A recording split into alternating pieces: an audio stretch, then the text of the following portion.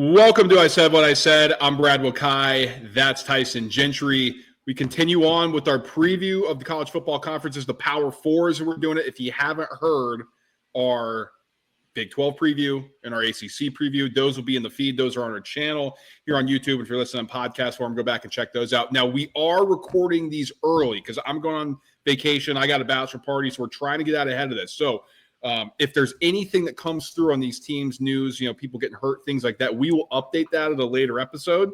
We will try to keep at Money Making Time, if we're giving out win totals at the end, give you these are the price point we have now, what would be comfortable playing at, things like that, so we can keep it up to date as much as possible. So just want to give that disclosure. Tyson, normally we do the SEC last. Why are we doing the SEC before we do the Big Ten today? I think there's two reasons in a row. And that would be two national championships. The SEC not only hasn't won in 2 years, Tyson, they haven't even been to the big game in 2 years. As the SEC guy on this podcast, how does that make you feel? Well, now you need to calm down a little bit because it's cool, but yeah. I mean, it's going to be another fun year. There's a lot of really good teams in this conference, brother. Yeah, absolutely. And so what we're going to do here, we're just going to talk about some of the favorites, and then we're going to go through each team in alphabetical order, giving a nugget on each. Tyson, it's interesting because you're looking at the Big Four as the odds makers have it. Texas is the favorite, plus 270. Georgia, the second favorite, plus 300. A little bit of a gap. Alabama, plus 480. Then LSU, plus 700. Everybody else is plus 1,400 or higher, or longer odds, I should say, to win this conference. As you see it, are these really the only four teams that have a chance to win the SEC? Yeah, probably. I mean, it would take DJ Legway being awesome or Lenore Sellers being unreal, and South Carolina's got they got some tough spots in their schedule. I still think that they have a chance to hit their over on the win total. It's just hard to conceptualize right now. We're a little early, but like those two guys would have to go nuclear, I think, because I don't think you're really Ole Miss isn't winning the conference. Like Oklahoma's not winning the conference. Tennessee's not winning the conference. So yeah, I think that is the top four. It's always the top three, and then you get to pick a fourth one. Now that there's more teams in the conference, we're just going to take the four guys that are there every time. Well, here's what I think is interesting about this, Tyson, is Texas, Arch Manning, first-time starter, but they're the favorite. Georgia, Gunnar Stockton. Are we really going to say the rest of that roster? And everybody's like, well, he could be the Stetson Bennett. It's like, yeah, but we got NFL quarterbacks in this conference too. Ty Simpson, who we have no clue about at Alabama. He's a former highly coveted recruit. LSU, if we're looking at this Big Four, is the only one with the quarterback that's established. We know Garrett Nussmeier is going to be playing on Sundays. We know his talent. We know his ceiling. Texas A&M, as we go through this, we'll dive into more of these quarterbacks. But Lagway potentially, Ole Miss has a new QB, Auburn has a transfer, Oklahoma has a transfer, South Carolina, everybody's in on the North Sellers, but could it be a flash in the pan? Can SEC defense figure them out? I'm leading that hype train, and I'm so ready for this thing to explode. It might blow up in all of our faces, but it might. And I just think it's funny, Tyson, that everybody's talking about Texas because of Arch, or Georgia's defense is back. Well, Alabama with Caden, what about that team LSU with the quarterback that we know, and it feels like they're getting underhyped a little bit. Well, Brian Kelly would do that to a nation. I think a little bit. I mean, if this was maybe Edo or Les behind running this thing, and you're they're 29-11 over the last 3 years, and all this stuff. But I think people see BK and they just go, I'm not going to put money on that. I don't want to trust my money to Brian Kelly. That's fair. And so I only have one conference championship pick in as we were recording this. That'll change later. Tyson will tell you if anything gets added in the Discord later on. I'm leaning towards LSU to win this conference. Folks. I'm just telling you, I am. Whoa. I mean, I'm an LSU fan, and I'm not right there with you, but I sure wish I was. I love it. All right, so let's start diving in. Maybe we'll come up with something about we get the Money Making Time, or at least we'll talk ourselves through this. And we're going in alphabetical order, so that means we're starting with Alabama. This is the second year of Kalen DeBoer. They went 9-4 last year, 5-3 in conference. Like I just highlighted, Ty Simpson, it seems like he's going to be the quarterback. Now you also have Keelan Russell, who's a highly touted freshman as well. So we'll see if Ty Simpson can hold on to this thing throughout the rest of the year. But, Jan Miller returning at running back, Tyson. I'm curious what your thoughts are for this second year. You're a big DeBoer guy, so am I. A lot of people are talking about, well, it just didn't feel right last year. It feels like everybody's trying to bury Alabama because they hate them and they're piling on. They still went 9-4. Yeah, it'd be nice, but it didn't feel like. Well, first of all, 9-4 is a disappointment at Alabama. We understand that, but it also didn't feel like the most it's like you can play around a golf and shoot 5 over par on the first 9 and still feel good about how you played, and you can shoot 5 over par on the first 9 and be like, wow, I suck. And last year's season was a wow, I suck for Alabama because they lost to Vandy, and it was like, this never happens. And I am a big DeBoer guy, but I'm an even bigger DeBoer guy when he's paired up with Ryan Grubb, and I think that's pretty huge. We're going to say this a bunch in this podcast, but maybe the best receiving core in the nation in Alabama. Like we said it with Clemson, we'll say it with Bama, we'll probably say it with LSU and a couple other teams as we go through this. Yeah, I mean, there's 15 these guys that, just comes to the top of your head. The defense was a lot better to close the year, I think, than people gave them credit for. And does that roll over? You'd hope so. You lose studs like guys like Jahad Campbell and tons of other. Like, it's Alabama. You're pushing guys out, but you're also pulling guys in. I think that the rumors of their death have been greatly exaggerated. I agree with you, Tyson. And I think the way this sets up, 41.5% of their offensive yards coming back, which is 66. But Ryan Williams only 15. Right, yeah. We all know he enrolled early, right? Like he was 17 when he was like. We get it now. Is he 18 now? Like, I don't know. But Ryan Williams back, Jeremy Bernard's back. That's huge for them. But tackle-wise, Tyson, when you have an offensive staff, I think this is the most important thing. Even though they lost some big names, 62.4% of their tackles are back, 15th in the country, which is good for this staff. I think if you're getting a little bit more established on the defensive side, and then 95 offensive line starts are coming back. Tuscaloosa, that's 32nd in the country, 7 returning offensive starters, 8 returning defensive starters. I think that's a huge building block in year 2 for DeBoer. Tyson, I think where they were running into some stuff here, though, the 21st toughest schedule. Now, keep in mind, as we're going through the SEC, we're always going to say, oh, this schedule's tougher because they got to play each other, right? So just 21st, and you'll hear some different things here. But I think the schedule, as we look at it, sets itself up that there are a few landmines here for Alabama. At Florida State, we both think Alabama's going to win that game. We'll have a pick on that. I might even have a game of the year pick on that here pretty soon. Then you host ULM. Minus 29.5 pick on that one. And they're going to kill alt line. Yeah. Then you host Wisconsin. So that's an interesting one. Bye. How about this for an early one? Both off a bye at Georgia on September 27th. That's interesting. Then you host Vanderbilt in a revenge spot at Missouri. Missouri's off a bye, which is super intriguing. Host Tennessee at South Carolina to close that stretch. Then you get a bye week. Then you host LSU, who's also off a bye. Then you host Oklahoma. Oklahoma's off the bye. You face Eastern Illinois in that classic Thanksgiving, like what's going on here, or pre-Thanksgiving. Then you close at Auburn. This is an interesting schedule here, and I think if Alabama's not buttoned up like they were last year, Tyson, there's some room to get tripped up. Yeah, there's spots to get caught, but that's the beauty of all SEC schedules is like they're ridiculous because like, wow, that stretch is so brutal in the middle of the year, but then also you're sprinkling in your Southeast Louisiana states and all that. We just went through the Big 12, or everybody in the Big 12 was playing Texas. What was it? Texas A&M, Greenville or something like that. They popped up on like 8 schedules. Yeah, that's the nature of college football. Let's move into Arkansas here. 7-6 in 2024, which is actually better than I thought. 3-5 in conference. This is Sam Pittman's now 6th year. He has a 30-31 record overall. Tyson, it feels like this seat is red hot. I don't know. We'll kind of dive into that a little bit here, but I think the good news here is Taylon Green is back. He transferred from Boise State last year. What did he do his first year in the SEC? 3,100 yards, 60% completion percentage. Now, 15 touchdowns, 9 picks. You want to improve on that, but he's a true dual threat guy. 602 yards on the ground with 8 more rushing touchdowns with his legs. Some information coming out. Taylon Green figuring out how to play quarterback a little bit better. 2nd year with Bobby Petrino running the offense, I believe here, Tyson. I think he's still there. I don't think he moved. I didn't hear anything about it. That would have been headline news. But the reports coming out of camp here is Taylon Green, a little bit more of a quarterback, not as much of an athlete anymore, which I think is a good step forward for them. Yeah, and I think that Sam Pittman's seat might have cooled. I don't know if it's red hot right now because they went 4-8 2 years ago, and then they rallied, went 7-4. I think you have to understand when you talk about Arkansas, like this defense only has 3 guys coming. It's all portal. Like it's all portal on the defensive side of the ball, which makes it awful hard to predict where this thing is going because it could be another 4-8 year, for in Fayetteville. But it also like this team could win. Like when they won 7 games, it didn't feel like they were going to win 7 games at all the whole time, but they just kept racking them up.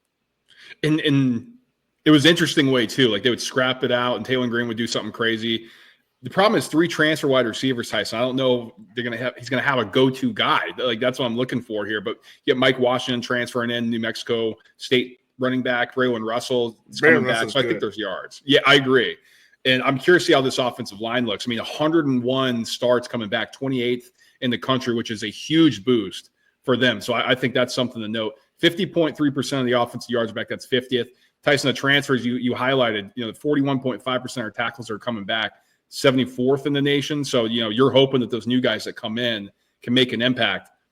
Where they're running into trouble is they're 3rd in Phil Steele's toughest schedule rankings. And this thing is a gauntlet, I got to say.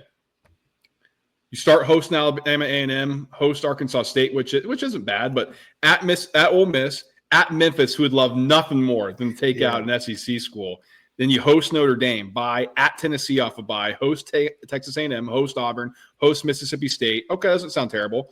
But how about this finish? You get a bye, then you go at LSU, at Texas, host Missouri, who we'll go and get into Missouri. That could be an interesting game there. This is this isn't friendly at all. Yeah, it seems like the basement is right at that 4-win mark. This is an interesting team for me, Tyson. The Auburn Tigers, 5-7 last year. Hugh Freeze, this is now his 3rd season, 11-4 overall, coming off a 2-6 conference showing. I think I talked about this, and this is your first time listening. We would have different topics that we'd talk about through the season. A lot of it was, Auburn, what's going on with Auburn, Hugh Freeze. All the signs are pointing to them going all in for this season. They got their money right in the transfer or on recruiting, then they went and attacked the portal. They have Jackson Arnold, who's their quarterback. You got Eric Singleton at wide receiver, who's coming from Coleman. Cam Coleman's back. Is this enough in your opinion? Because I think if this goes bad, Tyson, Hugh Freeze could be looking for a new job. Yeah, he's going to go. That's how Auburn does things now, and we've seen him hire and fire a bunch of guys. That's what we thought was going to happen to Billy Napier at Florida last year. There are these programs that are just chasing. They want to be a lot better than they are, and Auburn had 22 turnovers last year. You can't do that again. You want to be a top 25 football team at the end of the year. Auburn doesn't have the margin of error to turn the ball over like they did a year ago. The defense was, it was probably it was fine, like 5 yards of play, 25 points a game. That's something you can hopefully lean on if you're Auburn, but it's a lot to ask. Like, dude, we've seen Jackson Arnold play, and he's, here, like not at Auburn, but against these teams that he's going to have to play. And it hasn't been, wow, Jackson Arnold is awesome the way that we thought that we were going to get. So I'm a little hesitant there. Me too, because I understand at Oklahoma, the wide receivers were hurt. I understand the offensive system and Brent Venables, and, he's a control guy. Oh, well, defense needs to do this. Instead of letting them eat like Hugh Freeze's offense should allow him to do. Mm-hmm. But it was just like there was no leadership, and you kind of expect that from a young guy. But you got to have some self-awareness where you're the highly touted freshman coming in, but you shouldn't be a prick. And every kind of thing there was like Jackson Arnold's not very well liked in the locker room, and that's just not what you want to hear from a quarterback. Did you get enough weapons for him? If he can't play with Eric Singleton, Cam Coleman, and Malcolm Simmons on the outside, then it's just not going to work. And I think that's kind of what they're looking for here. Now, Tyson, only 21.4% of their yards are back. It's 105th in the country. That's why they attacked the transfer portal, because they knew this was coming. But 145 offensive line starts, which is 7th in the country. That's a base for me that says we can control the line of scrimmage. We can protect them. We can get the ball out of his hands into these playmakers' hands. And then we got a good enough running game potentially with some of these younger guys that we can come in and we can control the line of scrimmage and put points up on the board like we couldn't do last year. Yeah, it would be awesome to watch Jarquez Hunter run behind guys like this. It would. It would. That boy's good. 17th toughest schedule, though. And you start at Baylor. That's a huge game for both those programs. We highlighted how if Baylor wins that, they got a shot, and we think there could be for real in the Big 12. If Auburn loses that game, boy, you play Ball State, South Alabama, but I think we're looking at this team a lot differently. Yeah, no doubt. I mean, if they lose that one, we're all going to overreact. Auburn's not making a bowl, but there is the flip spot where it's like, is Cam Coleman better than Jeremiah Smith? He has a chance to play his way into these. This guy is awesome. Oh, he's really good. And that was these guys were, and I'm on YouTube. And I don't think that. I don't want anybody to get confused. I don't think he's better than Jeremiah Smith, but I'm saying he can play into the Ryan Williams, Jeremiah Smith. I can't believe all these young guys are doing this.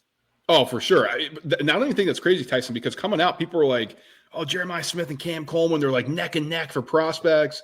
And, Jeremiah Smith, turned into young Julio Jones. It was like, oh, my God, look at this guy. And Coleman was a little bit quiet. I mean, he still caught 37 balls for 600 yards, 8 touchdowns last year. I mean, that's pretty impressive. So, yeah, I'm with you. We'll see what happens there with Auburn. Let's get into Florida because, Billy Napier was supposed to not be here, right? But now he's in his 4th season in Gainesville, 19-19 record. People were talking about if they go to a bowl last year, wow, is Billy Napier coach of the year? Not only did they do that, Tyson, they went 4-4 in conference to go 8-5 overall. I mean, this was an impressive season. We called it out last year, like Graham Mertz thing, that was just not going to work. Finally, they went over to DJ Lagway, and I think you saw the ceiling that this team can have, and you saw improved play. Now, he only finished with 2,000 yards, 12 touchdowns, 9 interceptions. So people are acting like this guy was, looking like Johnny Manziel or something, which he wasn't last year. But, you could see that he was performing better than Graham Mertz. The hype feels to be coming here for Florida by a lot of the outside perception. Are you buying into that? He beat LSU and Ole Miss. Like, yeah, I think that you can get there. This team was like, Billy Napier is gone. They're not going to make a bowl. And as you said, they go 8-5. You're a little bit worried. Like DK goes pro. They lose some receivers, but they have, guys that take those roles. Eugene Wilson, like he missed most of 2024. If he's the guy that we think, that's a solid piece. It's a good stable running back. It's all going to come down to really how good is DJ Lagway. Like if this kid is the best quarterback, and if he is, it's him and Arch Manning now for the #1 pick next year. That's the conversation at the end of the year. You're pumped with Florida because right now it's like it's floated. That DJ, it's just the athletic traits and all of that, great, the huge arm and everything. But if he really puts it together, and he's already won high leverage games, that's something that a lot of these quarterbacks in this conference haven't done. And he did it with the back against the wall. Yeah. 58.4% of the offensive yards are back. That's 40th. 57.8% of their tackles back. That's 22nd. 98 offensive line starts back. That's 30th. That is, for Billy Napier, who's looking to build upon what he did last year, you love to hear those numbers. You got both sides of the ball with returners. You highlighted the running backs. Jaden Baugh, Jacoby Jackson. They, to me, are going to be the key here because you can't just throw DJ Lagway to an SEC schedule, no matter how talented he is. Like you gotta like, hey man, let's run the rock a little bit because J. Michael Sturdivant, Tyson, that's gonna be your starter. I don't know. This feels like Florida could have gotten a little bit more on the outside, so I think it's gonna be pretty run heavy here. Well, I hate Florida. Like I want to make that clear, but this defense was the best in the country at like the last 4 games of the year. I don't think anybody scored over 17 on them to end the season. Like they just flipped a switch. It was like 4 yards of play. It was pretty good for Florida. If they roll that in, I think everybody's kind of on notice. Well, and that's interesting you point that out, Tyson, because let's look at their schedule. 12th toughest, according to Phil Steele, and they're going to need that at the close. I'll just run through the opening quick because they host Long Island, host USF. They go at LSU, at Miami. Those are 2 big games after those, and then you get a bye. You host Texas off a bye, which is huge. At A&M, you host Mississippi State, who's coming off a bye. Then you get another bye. Now, here's your close. Hosting Georgia. No, you got the outdoor cocktail party in Jacksonville against Georgia. Georgia's off a bye, and so are you. Then at Kentucky, at Ole Miss, host Tennessee, host Florida State. This is a tough schedule. It is, but if they get to that Georgia game in okay shape and are able to go 4-0 afterwards, they could be sneaking right in that 12th spot. Speaking of Georgia, 13-1 last year, 8-0 in conference. Kirby Smart, this is 10th season. I can't believe it's been a decade since he's been hired. My God, Tyson, where is time gone? This is insane. And the only thing he's done during that time is win 2 national championships and have a freaking 105-19 record since he's taken over down there. It's completely ridiculous. But with that being said, I know they just won the SEC. Feels like there's a little bit of like the invincibility is no longer down at Georgia, Tyson. Am I reading that wrong from the outside? How are people looking at it in the SEC circles? I think that's how it feels. I think there's a reason that Texas is leading the odds boards right now. And I think that should tell you what you need to know about people. Georgia's replacing 4 offensive linemen. Like they got to replace the guys that ran the ball. Is anybody really getting excited? And he could be – and look, all of this stuff could go swimmingly for UGA, and it's not out of the question. This team, we talk about them like they're dead, dude. Like it took Carson Beck was bad and got hurt for this team to lose, and Gunnar Stockton got decapitated late in that game. It was like it was tough, but yeah, they replaced all these guys. But like, who's juiced up about Zachariah Branch right now? Like a year ago or 2 years ago, I think we're having a different. I can't believe this dude is at Georgia, but right now it's like, yeah, whatever. And then it's Kirby Smart. I don't care that there's 3 guys back on defense. All 11 guys suiting up this year for Georgia will play in the NFL. 47.8% of their tackles are back, 59th in the country, Tyson, like you highlighted there. That would be concerning if these guys didn't frickin' like recruit 5 stars everywhere and it wasn't Kirby Smart. Because I think when I'm running through these numbers for a school like Mississippi State or a school like Missouri, that is important. But 35 offensive line starts returning, which is 111th. Like, yeah, I'd be concerned about that if it was anybody that wasn't getting 4 and 5 stars no matter what. Like they're just replacing people. It's repeal and replace with sometimes upgrades. Guys are going to be first-round draft picks, second-round draft picks. Like that's what you do at Georgia. It's what you do at Alabama. We're going to go through the Big Ten. Some of those schools like Ohio State, Oregon, they're losing a bunch from last year, but they're replacing them with dudes. And I'm more confident in Ohio State to be able to do it because they've sustained that throughout their freaking existence, which pisses me off. But, Tyson, there are people excited about Zachariah Branch going to Georgia. Like, he's going to run past his SEC guys too. Sure. Maybe. He's also cut 1 touchdown last year. Yeah, sure. Maybe he will. Maybe this will be the punt returner that we've been maybe all of this stuff will come true about Zachariah Branch. But like, we've watched him play, dude. Like, I wonder if the people in that building are more excited about him or Noah Thomas from A&M. I think, but we say all this. It's going to come down to Gunnar Stockton. Yeah. And I think the funny thing is, Tyson, when we look back last year, everybody's got such revisionist history. It's like, well, Carson Beck sucked. Gunnar Stockton, it's really not much of a drop-off. And then he was horrible against Notre Dame. He's like, well, Notre Dame won because it was a backup QB. It's like, you can't have it both ways. Now we're coming into this. Well, Gunnar Stockton's just a guy, man. They like him. I'm like, yeah, I'm sure if I went into the locker room, people would like me too. Maybe they wouldn't. Who knows? But that doesn't mean I can play in the Georgia national championship contender. You know what I mean? He did, like, there were – plays to get excited about for sure. He also airmailed a bunch into the stands, like throws on the run, and those have to be better. But I'm not going to hold anything against an 18-year-old kid being thrown into that spot. That's tough work. It is for sure, and I'm just saying this from a football standpoint, like because you and I sat here every week and we're like, Nico Iamaleava is better maybe than he's getting credit for, and by like week 9 was finally when we were like, we can't keep doing this, but we can't stand up for him and then be like, Gunnar Stockton's dead. That's a good point. We'll see. He's got a clean slate. That's all I'm saying. But 1 game sample size last year, I think he proved all the people like, whoa, we got to pump the brakes a little bit. I won't go through the schedule here, but I just will say after Kirby Smart's crying about his schedule, according to Phil Steele, it's the 44th toughest. So like, dude, they have one of the easier ones in the whole league. And this is after last year when it was like, who are they playing? hey, when you win like Kirby wins, you can kind of say what you want.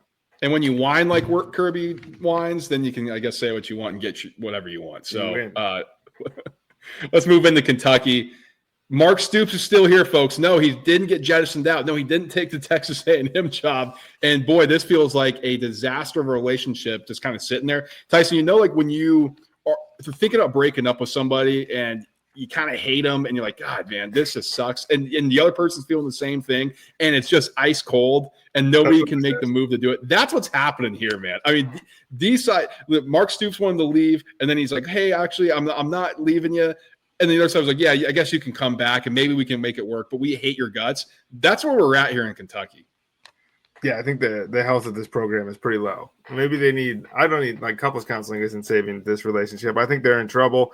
Dude, we got coaches leaving to take, like, off-field roles. Like, that dude that went to Louisville, and he's, like, an analyst. It's crazy. We thought Mark Stoops was fired, and he wasn't, and it's all, like, or we thought he took a different job, and he didn't. Nothing makes sense, and they were bad. Like them and Mississippi State last year were just abysmal in conference play. And I don't think Kentucky like went into this offseason in the we're going to turn this thing around mindset. They're prime for relegation here, brother. Dude, it's 4-8 last year, 1-7 in conference to put some numbers in what you're saying. And it was uglier than that. I mean, oh boy. Well, they went and get Zach Calzada. And so they got him. He's at 2 years at Incarnate Word. What he did last year at the FCS level, 3,700 yards, 66% completion percentage, 35 tuds, 9 interceptions.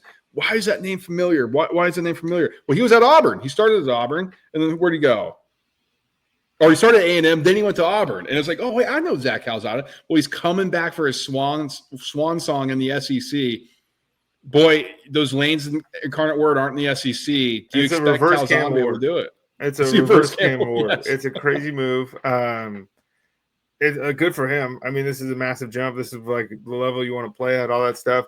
Incarnate Word doesn't play anybody in the FCS. And so it's like, it's hard to tell how you're going to jump up here and then handle the defense at Texas or Georgia or wherever else. Like you see Whit Week standing across the field from you at middle linebacker. I don't think it's going well for Kentucky. And then what do we know about Kentucky? What do we know about Stoops? The defense is going to be good.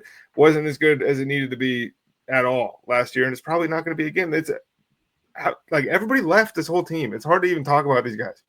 I know. 29.3% offensive yards back, 79th in the nation, 45.7% of their tackles back, 64th. The only saving grace here, Tyson, 170 offensive line starts, which is third in the country, going to be suiting up for Kentucky. That is maybe what can be a difference maker for him. Can you run the football? Can you be physical? Can you dominate the trenches? Can you give Calzada time? If you can, you got a chance. If the offensive line, everybody's back, but they suck, like you're in big trouble, and especially if you got the 9th toughest schedule in the country. I mean, this thing is not easy. It's bullying. Let's get into your LSU Tigers. So I'll just do some housekeeping here, and I'm going to throw it over to you. We talked about them a little bit, but they went 9-4 last year, 5-3 in conference. This is Brian Kelly's third season. Tyson alluded to it. 29-11 or this is fourth season, right? Yeah, they marked it down. Yeah. If you would say, hey, Coach LSU's 29-11 going into his fourth season, people would be ecstatic. But the fact that he's been chatting it up a little too much, I think that's the issue here. But Garrett Nussmeier's back, as we talked about before. You got returning starters, 8 of them on offense, 8 on defense. 70.2% of the offensive yards are back, which is 12th. 50.4% of tackles back, 52nd. 66 offensive line starts, which is 66th. Where are you at with the LSU Tigers? Confused, I think, is probably a better way to look at it. I think, dude, I said the wide receiver core. We're going to say that a bunch. But it's Aaron Anderson, Chris Hilton, Nick Anderson, Barry Brown. You're going to talk about how little they are. I think these dudes are going to be open all the time. And I think that with Durham running the football, they found something there.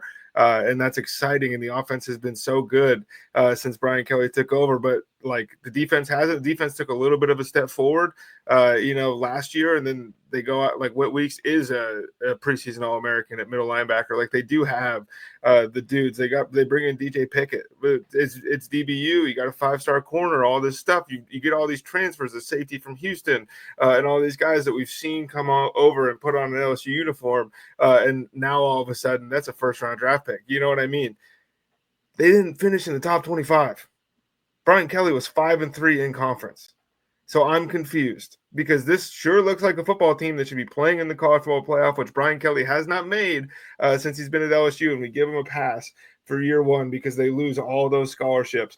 And you suffer the heartbreaker against Florida State with the missed extra point, and the season is up and down, but mostly down. And then year two, Jaden Daniels wins the Heisman Trophy. Malik Neighbors is the best receiver in the country. Brian Thomas catches the most touchdowns in the country, and you can't make the playoff. You need a miracle to beat Ole Miss in these games. That's not the football that you need to be playing. Last year, you lose to USC to start the year, and this year you start the season with Clemson. That doesn't inspire any confidence. That Brian Kelly is 0-3 in these big-time starter ones, and this will not make or break the season, but it's going to be tough to rebound in public perception if Cade Klubnik shows up and puts 400 yards on this defense and the offense just isn't good enough, because now you're starting the season, you start off at 16th, and it gets hard at the end, in the middle, and the end opens up for LSU. And I think that's where, you're excited for this team about making a playoff, but I'm confused because they should have been better every season that he's been here besides the first one. That's an interesting take for sure. I think Nussmeier took a step back last year. I mean, he just didn't look the same. And I wanted off the Nuss bus a couple times, dude. You did, and I think that's where your fandom got a little too riled up with your fandom. You're like, oh, I'm emotional. So we normally look at these other teams as like, well, let's take a step back. But I mean, it was hard. There's like, dude, how is he missing these throws? Like, and that's not on Kelly. And people are like, Brian Kelly's rude. I'm like, dude, he's missing wide open throws. Come on. And I don't think we're going to see that this year, Tyson. There's a lot of positive buzz coming out of camp. The offense is flowing. It's clicking. Defense is where they're going to have to figure things out and get right. There's also some positive reports. This defense is finally clicking, and it looks like people actually understand what's going on. Again, this is spring camp. Like, everything's going to be positive. We're doing walkthroughs. Nobody's really hitting anybody. It's not necessarily going full speed. You got a couple of days where you are. So, it's going to be good in that report. I said off the top, I'm looking at LSU. Like, if anybody's going to win in this conference, it could be LSU. The schedule, and you mentioned it a little bit, is 6 toughest. You open at Clemson. You host Louisiana Tech, host Florida, host Southeastern, and at Ole Miss. Clemson is a tough game at Clemson for sure. If you win that game, Tyson, LSU should start off 5-0. Yeah, I mean, there's 4 wins in the first 5 weeks, I think, anyway. You slice it, or at least, you hope. Then you get your bye week after the Ole Miss game. You host South Carolina. That's your homecoming game. Both teams are off a bye. You go to Vanderbilt off a bye. That should not be an issue. We'll talk about Vanderbilt. It's exciting, good stuff. Host Texas A&M, which we all know those games get wacky. Once. It happened one time. LSU puts the boots to them every time they play. And Devin White intercepted that ball, and his knee was down. The game was over in the first overtime, and we had to watch 6 more while Ed O had Gatorade dripping off of him. Golly. Bye week after that. Then you go at Alabama, who's off a bye too. So you get that's actually a good advantage there. Then you host Arkansas. Arkansas's off a bye. They might not even have a coach by then. You host Western Kentucky for a tune-up before at Oklahoma. It says 6 toughest here from Phil Steele, and I'd be hard-pressed to disagree. I don't think this is too challenging. It's just based on how I'm looking at things broken down here. No, I think those last 3 really, really help you out if you're in a playoff hunt. For sure. And so that we'll keep an eye on that. I have not taken LSU to win this conference. I'm confident that they can do it. But let's move along. Let's get into Mississippi State. This is Jeff Levy's second season here. Did not go well last year. Wasn't a surprise for anybody. 2-10, 0-8 in conference. Just not a ton of talent. Blake Shapen gets hurt, or he's supposed to be a starter. You go to Michael Van Buren. Just was not buttoned up there at all, which it's not a surprise. It's been a disaster there for a while. Mike Leach, he took things over, and I think the challenge was a little bit harder than he anticipated coming from Washington State. But when he passes and everything just gets completely thrown in the air, I just don't know where, like, the step forward for this program. It feels like they're in limbo. I don't know. There's not a vision that I see with this team. Well, we said last year, like, this doesn't count. Like, you can't count this against this guy. And that's still how I feel. Like, he's everywhere he's been has had a high-powered offense. I don't think that's coming this season, but I think you could build one at Mississippi State. But this is the worst defense in the world. Like, it was 40 points a game in SEC play last year. Like, they're going to get better because they have to get better. It cannot get worse. And I think that's where, I think them and Kentucky, again, are vying for the bottom of the conference. I'm with you there. In Tyson, 61.1% of those tackles are back. 17th in the country. Is that a good thing or a bad thing? Boy, 46.5% of their offensive yards are back. 59th in the country. 91 offensive line starts, which is 39th. That's the biggest thing for me. That at least is a positive and something to build on. You got to be able to dominate in the line of trenches or the line of scrimmage, or at least be able to stand up in the trenches and hold at the line of scrimmage. At least with some experience, you can. None of it, Matt. Like, if you got to win a game in the conference. Second toughest schedule, according to Phil Steele. It's because they don't have Mississippi State on their schedule. That's what's bumping everybody else down. And they don't have Kentucky. That's the other problem, too. At Southern Miss, host Arizona State, which is tough. Host Alcorn, there's one win. You host Northern Illinois. Northern Illinois is off a bye. Can you win that game? Can you get the 2 wins back-to-back? That's tough. How about this? Host Tennessee, at A&M, bye. At Florida, host Texas, at Arkansas, host Georgia, at Missouri, bye. Then you face Ole Miss in the Egg Bowl. Both teams off a bye there. That middle portion of the schedule is rough. I know, and they're sitting, I think they're 3.5 on FanDuel, and it's like taking everything in me to not go under. It's so hard when like 3 games can happen for anybody. It's just like they're going to have to win a game in conference play to get to 3 wins. Exactly, which I'm not sure if they can do. Missouri, People are excited. 10-3. Well, 10-3 last year, and it felt disappointing, did it not? Oh, definitely. I mean, we're talking about like they should be in the college football playoff. They should be winning the SEC. Look how many people are back on offense. Look how many people are back on defense. And that offense sucked. Like, it was shockingly bad. This is Eli Drinkwitz's sixth season here. He's done a really good job, 38-24. I know it doesn't sound great, but compared 21-5 in the last two. There you go. So he gets the rebuild going, and now he's kind of heating up a little bit. But Tyson, Bo Pribula, guy from my neck of the woods from Penn State, transferring in to play quarterback. A lot of people are excited about it. A lot of people at Penn State, well, is he better than Drew Aller? Here's the thing, guys. He came in and he had some nice moments. He's a dual threat guy. He's just not a thrower.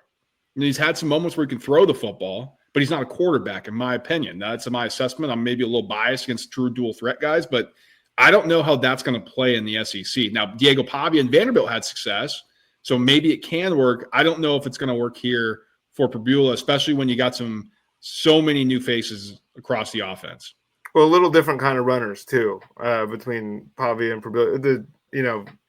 It's a heavy back end of the alphabet conference all the way through, even to the quarterbacks. Like these guys are right next to each other. But Ahmad Hardy, dude, our boy from the Sun Belt, he comes over from ULM. He might end up as like the best running back in this conference. This dude was electric last season, a freshman. I think you lean on him if you're Missouri, whether it's Pribula or if he gets his job taken. Sam Horn would be the guy to come in and take that. Got to lean on the defense, and that's something they've been able to do, and something they should be able to do again. I'm not with the dark horse playoff hype that Missouri is kind of receiving, but I was last year and I was wrong. So I'd be happy to be wrong. I like Drink. I think it's kind of fun how much of an asshole he is.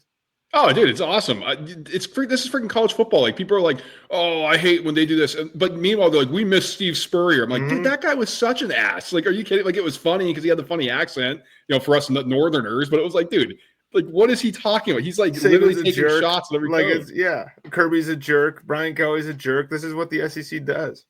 Like, come on, like, you can't have it both ways where, like, we want the characters, and when the character says something, you're like, oh, like, not even controversial. It's like a little bit out of line or out of color. You're just like, whoa, like, come on. Like, either can't have your cake and eat it too. But Tyson, I'm with you on the starters. On the defense, 9 returning starters back on that side of the football. 57% of their tackles back, which is 30th. But the offense, man, 15.2% of their yards are back. It's 115th, which is pretty surprising. 77 offensive line starts. So, okay, that's fine, which is 57th in the country. I just don't know who quite they're going to target on the outside. Now, Kevin Coleman's coming in, the Mississippi State transfer.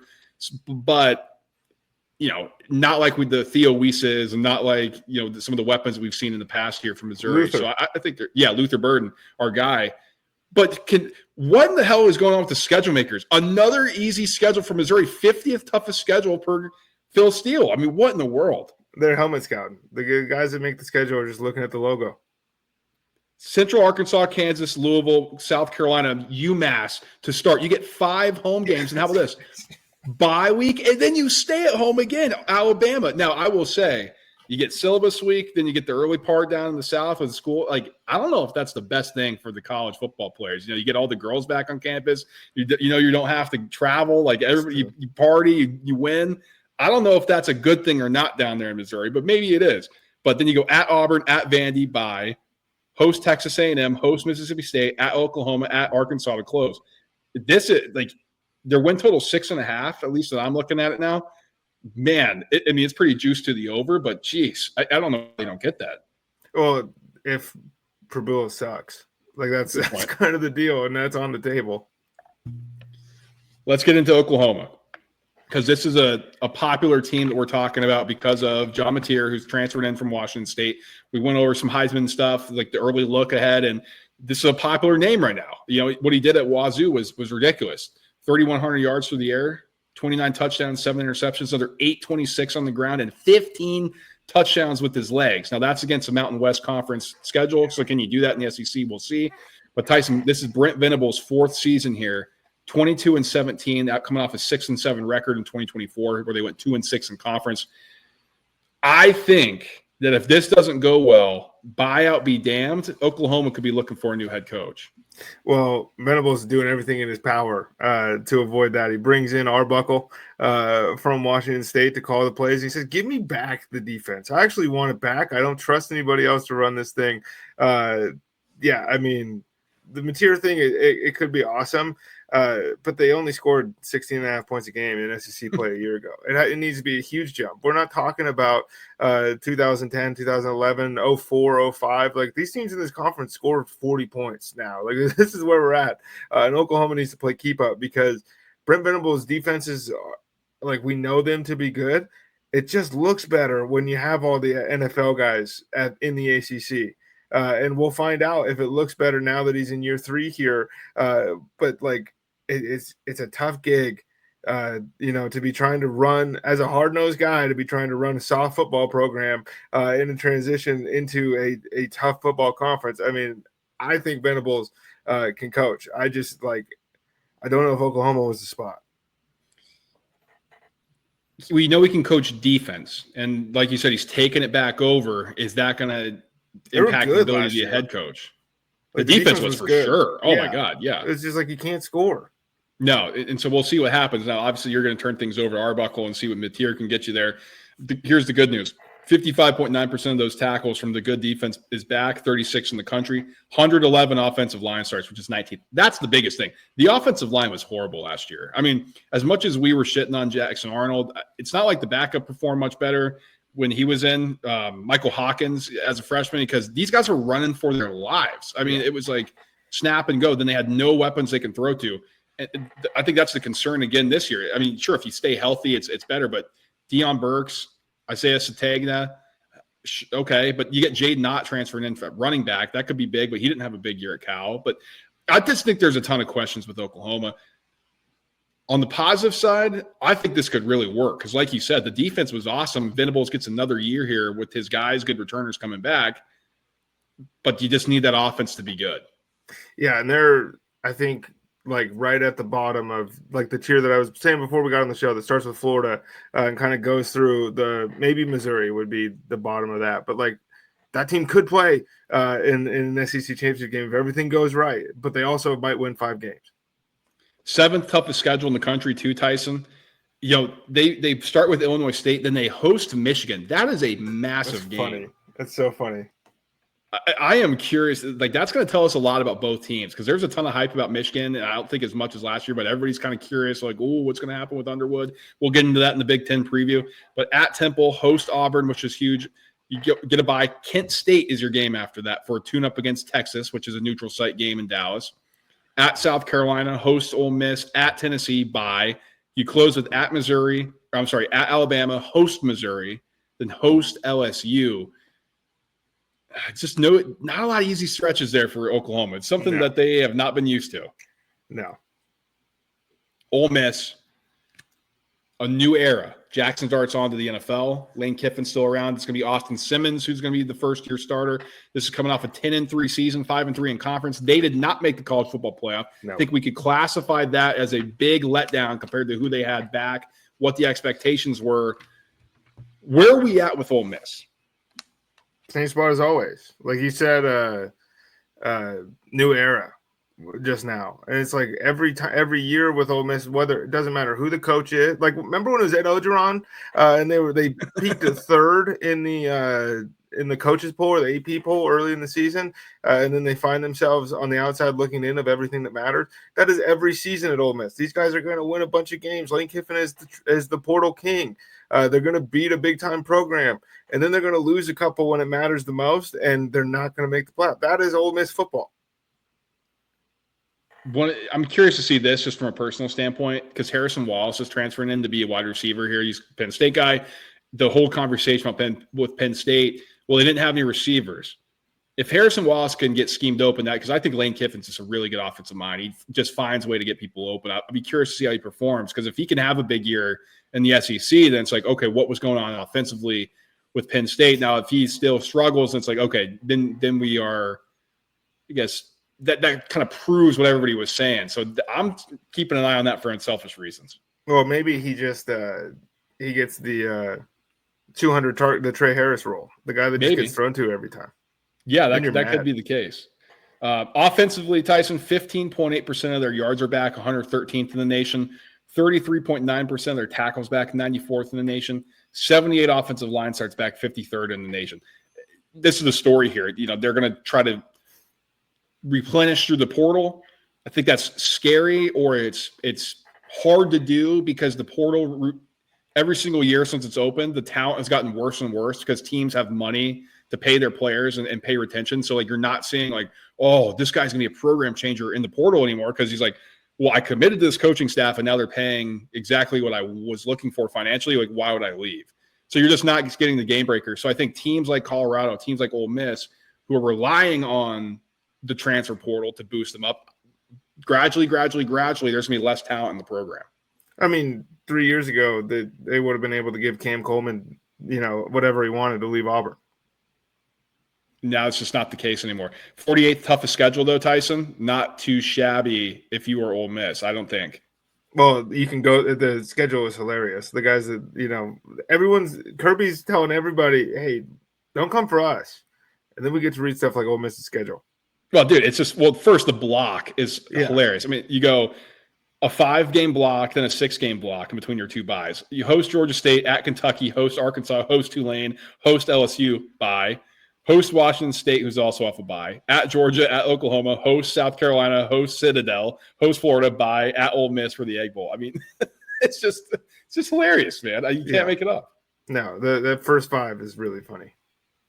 South Carolina, boy, oh boy, our guy Shane Beamer, he's starting to build something down here. He's only 29-22 in his 4 seasons, going into his 5th this year, but coming off a 9-4 season, 5-3 in conference. There's a ton of buzz around Lenore Sellers, 2,500 yards last year, 66% completion percentage, 18 touchdowns, 7 picks, but 670 yards on the ground, 7 touchdowns. Are you buying into the hype as you're looking at South Carolina on paper? I mean, I want to be so bad. I was thinking while we were talking about Sellers at the beginning, maybe this thing has gone a little bit too far, but I remember November. It's not been that long since he was averaging 350 yards a game in a month, and South Carolina was showing up and beating everybody. Now, the defense was a pretty big part of that. You remember that Oklahoma game? I think even Warry got a pick 6 to right off rip. And I was like, okay, well, South Carolina's going to cruise here. Nick Harbor is, everybody who plays the NCAA football video game will tell you that's the best player in the country. He is primed for a real life breakout too. This dude's a freak, and there's a chance that South Carolina puts it all together. The defense was underrated as heck last season. I think the defense was really good, and they were playing really good teams at the end when they got hot. I think South Carolina and Florida are neck and neck as if you have to identify a dark horse, it's got to be one of these two. I'm with you there.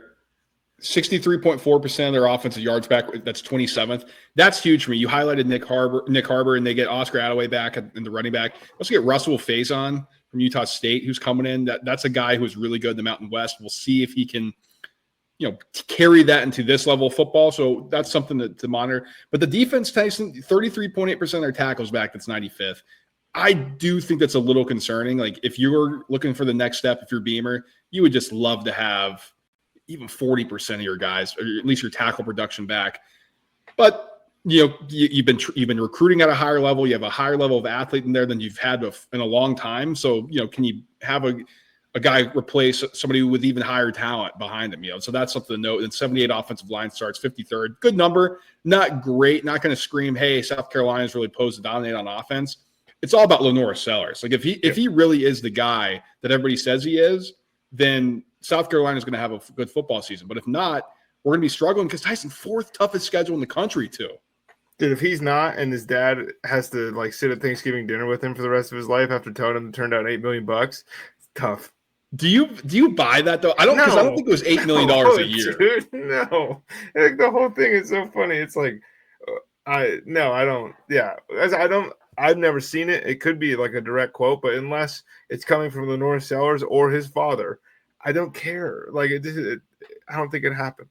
Well, it's not hey, we'll pay you $8 million for this season. No way. It was probably a 3-year deal, probably. Yeah, and that's the thing that gets lost here. It wasn't Nico's dad shopping him around. It was a different thing all around. Right. I think it was like, hey, you were a freshman last year. If you come play for us for the next 2-3 years, you'll make $8 million. We'll give you something like that. Like it wasn't Right. like transfer. We'll give you $8 million. I swear, bro. Yeah, I don't know. Like that's like Ohio State. Who else can even afford? Yeah, it's not gonna be Texas. I mean, maybe USC. No, Michigan just paid a guy $10 million out of high school. Like they're the teams that needed the quarterbacks were all full. It was like I'm not falling for any of this. The only thing I think is would pay that much money is Oregon, USC, and because Ohio State's got their guy, Florida's got their guy, maybe Florida State, but I don't know if they'd be that desperate. And plus, I don't know. Castellanos would beat him out easy. Well, yeah, because he dominates the ACC. Yeah, because I think the boosters might be putting together a little package together in place there, but so I don't know. It's probably A&M. Might have been A&M. That's a good point. That is a good point. It might have been this team. Tennessee. Imagine. Because, well, I guess that the timeline would have matched up. But they got a new quarterback, and no more Nico. The I am Oliva joke, before people figured out how to pronounce his name, it just came to fruition immediately. Like, people are like, I'm Oliva. He'll be leaving Tennessee. I'm never going to stop calling him that. Like, it's just ingrained in me. Well, he is no longer there, and Josh Heupel rolling into his 5th season in charge of Tennessee, coming off a 10-3 season, 6-2 performance in conference, is going to have Joey Aguilar, the Appalachian State transfer, who had a really good season, I think his sophomore year, 2 years ago. Threw for 3,000 yards last year, Tyson, but 56% completion percentage, 23 touchdowns, 14 picks. Like, he was all over the place. And that chapped my ass because how many times was I on App State and he freaking let me down? Every time. But we can't get away from the comedy of the fact that this kid transferred to UCLA in December. Right. And then now there's just a quarterback swap that these two guys play. It's like an NFL trade almost. It feels like what we got. Is Joey Aguilar going to be just electric in this offense, or are we going to be a little bit, wanting more? We're going to be wanting more. Like electric, we're not going to be seeing somebody who's not mobile like we saw with Hendon Hooker. Mm-hmm. And it's not going to be like the sick dual threat stuff because that's just not what he is. But I think he's going to be solid. He's going to be solid. It's just who is his weapons. Right. And like Dylan Sampson is gone. And they're like Star Anderson is one of the running backs. They got a handful of guys to take over for that. But Dylan Sampson scored 148 touchdowns last season. Like every time that they were within striking range outside of the game, when we all tricked ourselves into thinking they had a shot when they went up to Ohio State, that's who got the football. And the touchdown score is gone. And that's, maybe not a big deal at all. Or maybe some of these other guys struggle to punt. He was a hammer last season. Got to 22 touchdowns. Yeah. 1,500 yards. I mean, it's ridiculous. It's insane. Josh Heupel, I'm torn here, Tyson, because on some surface, it's like, God, we talk about this guy's offense, like, oh, it's just so good. And yet you couldn't scheme open like your 5-star guy to get him going. Like, this is a freaking third overall recruit or top 5 talent 5-star kid. Like, you couldn't get him to throw the football like accurately. You had a whole season. Or you couldn't get him to settle in the first half. Like, how do you not score touchdowns in the first half for Tennessee? And so you rely on your running back, you rely on your defense. So was that the quarterback? Are we not? Is it Heupel's a little overhyped? Like, where are you at when we're talking about the conversation of Josh Heupel? It's Tennessee. Like, this guy is so much better than Derek Dooley. And like, people were, oh my goodness, when Dooley gets to Tennessee, they're finally going to be able to win 7 games in 8 games. And then Heupel shows up and it's like, oh, this team made the playoffs. This team is in a high leverage bowl spot. This team has a Blitnikoff winner. This team has a quarterback that just, outside before he tore his ACL was going to win the Heisman Trophy. I think you have to step back a little bit and be like, wow, he took over a shit. Like this, it was a shit position. This thing was a steaming pile. And they were turning and burning coaches. Like, look, the offense isn't the spaceship thing that we thought we were going to get when he showed up. And it was like, wow, Hendon Hooker just put 50 on Alabama. This is awesome. But that dude, he won 10 games with a guy who couldn't hit the broadside of a barn. You don't think Jeremy Pruitt left him a good position on this program? What do you think? Now, I will be interested to see this, Tyson. 24.4% of their offensive yards are back, 94th. So Pruitt's going to have to do some heavy lifting. Mike Matthews, I mean, this could be a name to circle here, folks. Could be a real star if he can break out. but this is a positive to me. 61.7% of the tackles from that defense last year so good is returning. That's 16th in the country. That's a huge spot, or that's a huge boost for Tennessee. So at least I think that gives Pruitt that gives Josh Heupel time to get this offense going, maybe for the second half of the year when they're going to really need it. Yeah, and they got a shot too. Like they have a chance too. 47th toughest schedule in the country too. I think that's a positive. If you're looking to, should I back Tennessee? Do I think they're going to be good? Let's get into the favorite now. That is Texas. They're coming off a 12-2 season, went 8-1 in their first year of SEC play. Sarkisian's now in his 5th season here, 38-17 overall. Had to build a little bit. It feels like this thing is rolling. They're recruiting at a high level. But Arch Manning is going to be the story. Can he come in? Can he be the guy that takes them to the next level? What do you think? I'm going back and forth here on the Arch Manning. I think he's really talented, but I just got to see it. You know what I mean? I'm cheering for him super hard. I think it'd be awesome if he was good. I think C.J. Baxter being back after missing all last season is a pretty big deal. Wisner is back as well, running back. They got Wingo at wide receiver. Like you said, they did a little bit of a build, and now it's a reload every year for Texas. They're 25-5 in the last 2 seasons, back-to-back college football playoffs. This is what Sam Ehlinger died for, right? When he's up and you go, we're back. It feels that way. It feels like, okay, Texas is, they're back to a point where they can continue to roll it over. Does that mean that they're a national championship winning program? I don't know. And that's the expectations that are placed. But we just got all excited, hot and bothered over that Tennessee defense.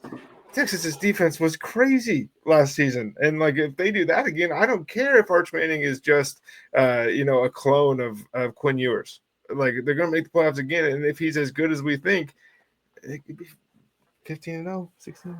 They could have a chance for sure. I mean, you talk about the defense, 7 returning starters, 56.3% of their tackles, 30, which is 33rd in the country. That's huge. Offensively, when you lose Ewers and you lose the receivers, they did 35.1% of their yards are back, which is 73rd in the country. But this is a program right now where we're talking about, like we said with Georgia, like we said with Bama, like we're going to say with Ohio State.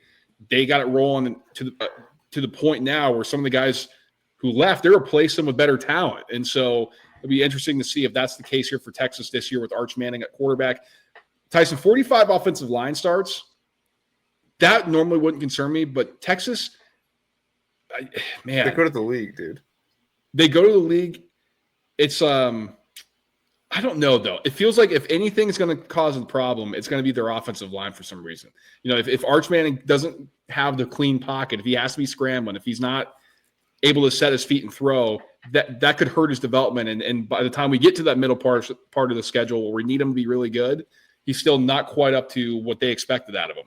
Maybe I'm looking into that too much. That's definitely possible. It's just every year we're talking. The Jaden Blue had to not play well last year to go in the 5th round. Like these guys that come out of Texas, the running backs might make the offensive line look a little better. How about that quarterback?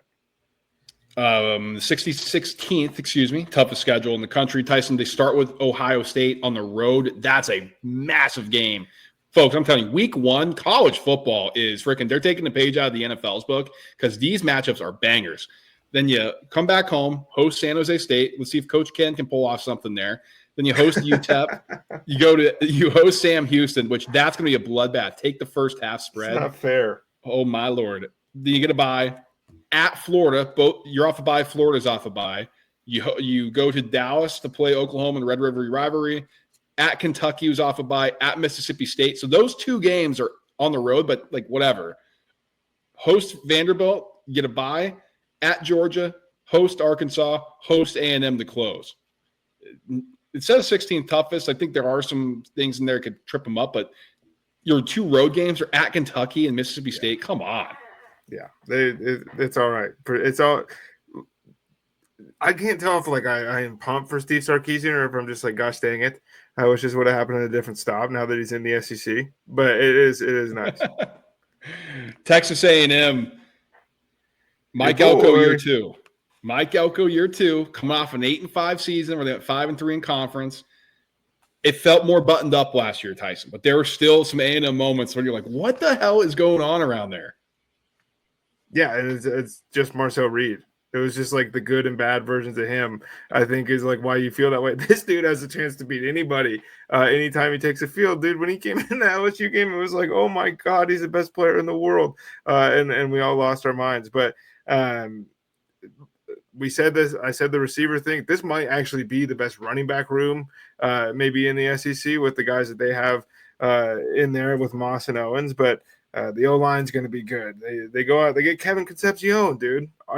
Your favorite player in the country from North Carolina State. This dude is now going to be bright lights, but it's Mike Elko, it's defense. And Mike Elko was unpleased with the defense last year. He said, I'm going to call the plays, and it's got to be better because they have they're in that tier. This team could play in the SEC. They could make a run in an SEC title game. But that defense has to be much better. And Reed, you just got to know what you're going to get. Those are the two things for me. Defense has to be better. Elko's really got to help them move forward. What did he say, Tyson? He's like, these guys don't know what they're doing back there. I'm like, brother, you're the defensive guy. Help them out. So I think he's going to have to be more hands-on. I thought he was going to – they were saying he's going to – people were expecting him to fire the DC. Didn't do that, which I think is interesting. 70.3% of those tackles are back, Tyson, which is 7th in the country. So it's really the same guy. So it's like either he's going to be pissed or he's going to be like, you finally figured it out, and that's a good thing. So we'll see. The Reed is the biggest question mark, though, because everybody's talking he was electric, and it was strange how they did the back and forth with Wegman. But 1,864 yards through the air in 8 games or in 8 starts, 15 touchdowns, 6 picks. Now, he was electric on the ground. Yeah. It's 540 yards, 7 touchdowns, but 50 or 64% completion percentage. But he's missing guys wide open when he has to be hitting them. If he can hit that, then you got my guy Concepcion. I wanted him to go to Penn State so bad. This offense could be sick because they're getting 63.2% of the yards back, which is 28th. And Tyson, 153 offensive line stars, which is 6th. All of a sudden, A&M, they're older, they're experienced, they are talented, and they seem like they have a guy who actually knows what he's doing there. Yeah, and it's scary for the rest of the conference. And then you remember we have the same conversation about A&M every year, whether it's Jimbo or someone, or now it's Mike Elko. I don't think anybody's afraid of Texas A&M. I don't think so either. But if that's rocking, that is a tough place to go into. Yeah, 14th toughest schedule as well. So, they're got to kind of in that middling pack of the SEC. Tyson, let's close here before we get into Money Making Time with Vanderbilt. You want to talk about a dream season in Nashville. 7-6, 3-5 in conference. This is unbelievable. My bald brother, Clark Lee. What a great comeback. 5th season here. He's 16-33. I think if you would have said that, you would have taken that. That's over 2 wins. It's over 3 wins a season for Clark Lee. That is impressive. Diego Pavia got his waiver approved, by the courts. It wasn't by the NCAA. He's coming back after what he did, where he was the leading rusher, the leading passer, 20 touchdowns, 4 picks, 2,300 yards through the air, another 800 on the ground with 8 tuds. This team is poised to make a run here, Tyson. If they can put everything together. The problem is anybody going to be sleeping on Vanderbilt this season after what they did last year? Did you said it like he took permission slip home and got it signed by his parents? This brother, he won a lawsuit against the NCAA to now community college or JUCO stuff just doesn't count towards eligibility. Diego Pavia is going to be the godfather for a lot of these guys, and I think when we think about Vanderbilt football last year, people get confused. Because Pavia is so much fun and the turnaround was awesome, they weren't explosive on offense. They had 8 plays over 40 yards in the entire season. The defense got 2 touchdowns better. 2 touchdowns better. That improvement is insane. That is why they went from a 2-10 football team to a team that beat Alabama. That had everybody was on the ropes. You couldn't just go play Vanderbilt. And this year, hopefully, for the offense's sake, it's more explosive. Cedric Alexander, Stowers at tight end. These are things that you're hoping if you're Vanderbilt. But I think it all comes down to that defense. Dude, 2 touchdowns is so crazy that it feels like regression has to come. But if that's who this unit is, watch out. The other thing too, Vanderbilt. Tyson, they tried to compete in the SEC like the other teams are, where they're recruiting and we're going to recruit like everybody else. And, that's how we're going to build it. And it's guys, you're not, but if you do that, you're the 5 stars are going here, the 4 stars are going here, and you're getting the scraps. You can't compete in the SEC. So what they're doing is they're going hey, we're going to kind of backfill with some guys we like. We're going to go all in with this money on a few of the pieces we can, and the rest are going to be transfers. And I just kind of poo-pooed the transfer portal here. If you're Vanderbilt, you're getting the best talent you ever had through the transfer portal. Yeah. Like if you're Ole Miss, you're not getting 5 stars there like you should be recruiting. You're like, whoa, wait a minute, we're only getting some 4 stars, previous 4-star guys. For Vanderbilt, that's a home run. So all of a sudden, they got more talent in this program than they've had. So it feels like there's regression coming, Tyson. They added like 3 Alabama transfers who couldn't see the field there. And it's like, dude, they show up on campus. Like, we've never had anybody that looked like that, barring like maybe like 4 guys, like in the James Franklin era who went to the NFL. It's been a while since Vandy had some dudes, and they're having them this year.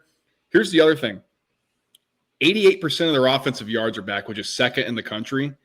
70.6% of their tackles are back, which is 6th in the country. From that defense, that improved. So there could be even more improvement coming. This is the biggest thing, though. 120 offensive line starts are back, which is 13th. Like Vanderbilt used to get bullied in the trenches, like ugly. Like it was like JV versus freaking college. It was like that bad.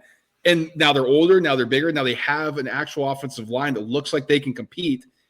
Tyson, it's gonna be Diego Pavia. Like you talk about the explosive plays, brother, throw the football down the field, take some chances. You got some weapons now. That's going to take this team to the next level. Are we as a society flipping on Diego Pavia at any point this season? No, because Vanderbilt's always going to be like the underdog. So when he's talking shit, it's more like, well, it's fun because it's Vandy. It's the harassment versus flirting meme with him and Castellanos. Exactly. It's like, shut up, you're at Florida State. And with Poppy, it's like, get him. You're 30 years old, get him. But we wanted to be, dude, it's just going to be disappointing if he is below average. I agree. Like, he can't be talking, like, he's like, I came back to win a national championship. That's why I'm at Vandy. It's like, dude, I love the confidence, but let's pump the brakes a little bit here. 28th toughest schedule, which I think is actually good for Vanderbilt. Tyson, how many times have we done this? 2nd, 3rd, 5th hardest, and now they're getting 28th toughest schedule. I mean, host Charleston Southern, at Virginia Tech, out at South Carolina, host Georgia State, host Utah State, at Alabama. I mean, there are winnable games in there. Yeah, there's 4 of them against teams that shouldn't be on the schedule, but it's Vandy, and these were scheduled years ago. Right. You can't get mad, but it's like, what do you mean that's 4 of the first 6? And then if they're going to play spoiler again this year, Tyson, is this a time? Because you get your bye week, and then you go host LSU, host Missouri, at Texas, host Auburn for homecoming. So that's a big game. Then you get a bye. You host Kentucky. We'll see about that game. Then you go at Tennessee.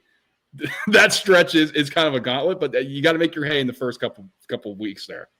It's a gauntlet because it's Vanderbilt. If you were reading this off and it was Bama, you'd be going, it's not that hard.